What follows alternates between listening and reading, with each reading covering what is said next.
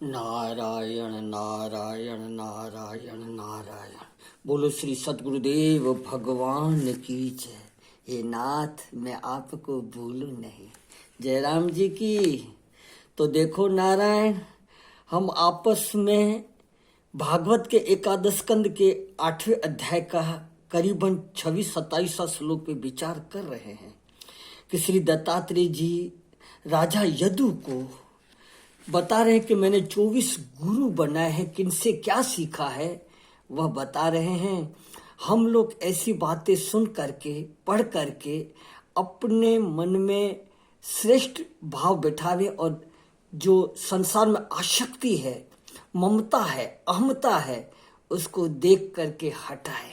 हाँ, तो नारायण, मनुष्य जब अपने को हीन समझ लेता है तो कुकर्म करता है, तो हीनता का भाव रखने वाला वो पिंगला, उसका मुंह सूख गया, क्योंकि वो धन के लिए बार बार दरवाजे पे आवे, अहो भाव 16 श्रृंगार करके खड़ी है और फिर अंदर जावे। अरे अभी तक कोई नहीं आ रहा है। उसके चित्त में बड़ा भारी निर्वेद हुआ कि हाय हाय, मैं इतने दिनों तक क्या कर रही थी। हमारी यह जीविका तो धर्म के विरुद्ध है।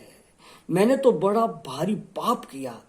चिंता करते करते उसमें से वैराग निकल आया, और ऐसा वैराग निकला जो सुख देने वाला होता है। देखो नारायण, कहते हैं ना, उड़िया भोला बाबा वेदांत छंदावली के छंद में कहते हैं, वैराग में आनंद जैसा अन्य में ना पाइए, वैराग रस प्याला पिलाकर बुद्धि स्वच्छ बनाइए।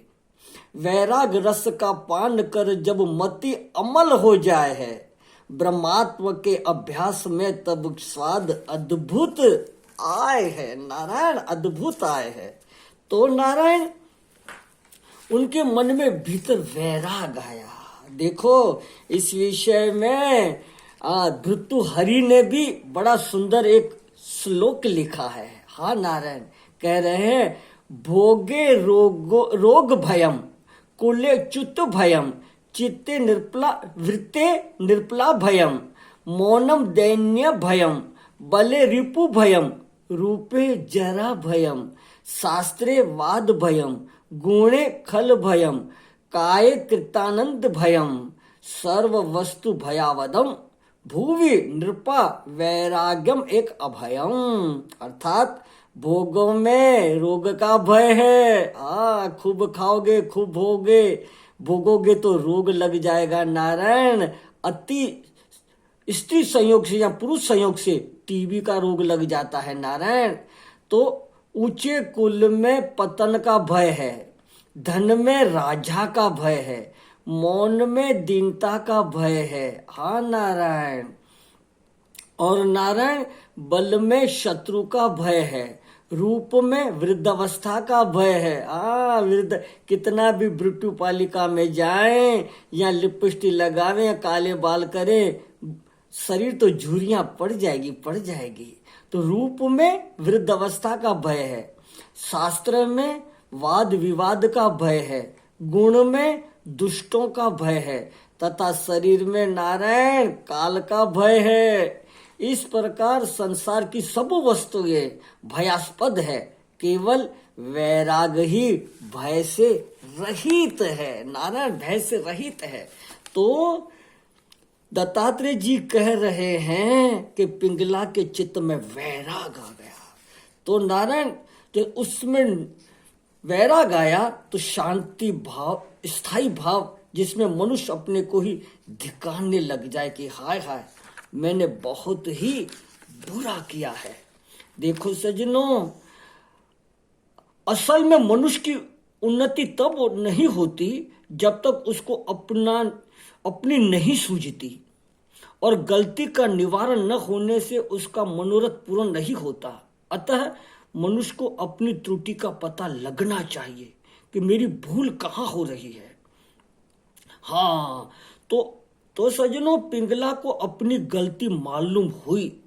देखो सज्जनों, दूसरे की गलती बताना बहुत आसान है, दूसरे के शरीर पर तो जरा सा दाग भी होगे तो दिख जाता है। हाँ, दूसरे के शरीर में अगर सरसों के बराबर चिन्ह होए तो आदमी देख लेता है, और अपने शरीर में यदि बैल बराबर छेद हो तब भी नहीं दिखता। देखो न, एक हमने विद्वानों से बात सुनी कि गौ और भैंस दोनों पानी पी रही थी तालाब पे। पानी पीते पीते भैंस हंसने लगी। तो गाय ने बोला, क्यों हंस रही है बहन? अरे बोले, तेरा शरीर तो पूरा सफेद है पर पूछ काली है। अरे देखो, तेरी काली पूछ ने तेरी ये सफेदी पे दाग लगा दिया।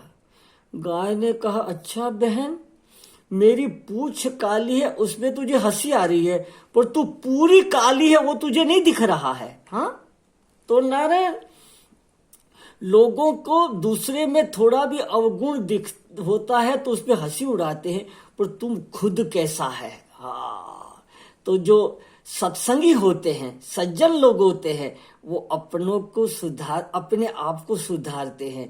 दूसरे लोग दूसरों को सुधारने में के चक्कर में लगते रहते हैं। अरे खुद तो सुधर जाओ, दुनिया तो सुधरी पड़ी हुई है। क्यों कि सब जग ईश्वर रूप है, भलो बुरो नहीं कोई, जाकी जैसी भावना वैसो ही फल होए। तो नारायण, अपनी बुराई मनुष्य को नहीं दिखती है, दूसरों की गलती ज्यादा दिखती है। इसी से उसका कल्याण भी नहीं हो पाता। जब वह अपनी गलती देखने लगता है और उसको वह पकड़ने में आने लगती है, तभी उसका सज्जनों कल्याण होता है। तो नारायण, दत्तात्रेय जी ने जब पिंगला के चित्त में निर्वेद आया तब उसने एक गीत गाया था। वह वेश्या तो गाने में गाती थी, गाना बजाना तो उनको आता ही था।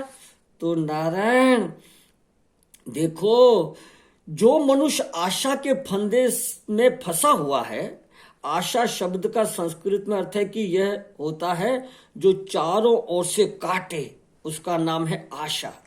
जो दुबला बना दे, जिसका वजन बड़ा हुआ है, वह घटना चाहे तो आशा और चिंता करे।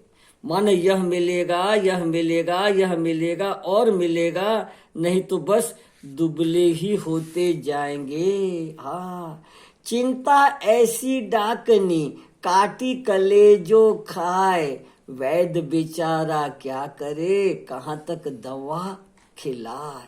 तो आशा और चिंता ने ही जीव को दुबला कर दिया है, दुखी कर दिया है। तो नारायण, आशा जो फंदे हैं उनको काटने के लिए जो वैराग है कि हाय हाय मैं गलत रास्ते पर गया और अब इस रास्ते नहीं चलूंगा, अगर ये भाव मन में आ जाए तो वह तलवार का काम करता है। हाँ, इसी से मनुष्य इस बंधन से छूट जाता है।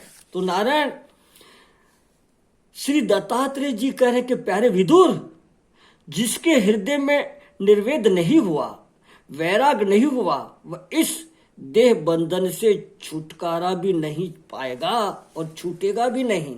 माने जन्म मरण से छूटना नहीं चाहता है।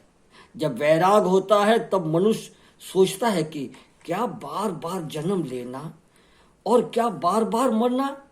देखो सज्जनों, कई लोग देह चाहते हैं और देह के प्यारों को चाहते हैं, और जिसको संसार का विज्ञान नहीं है वह मनुष्य ममता को नहीं छोड़ सकता।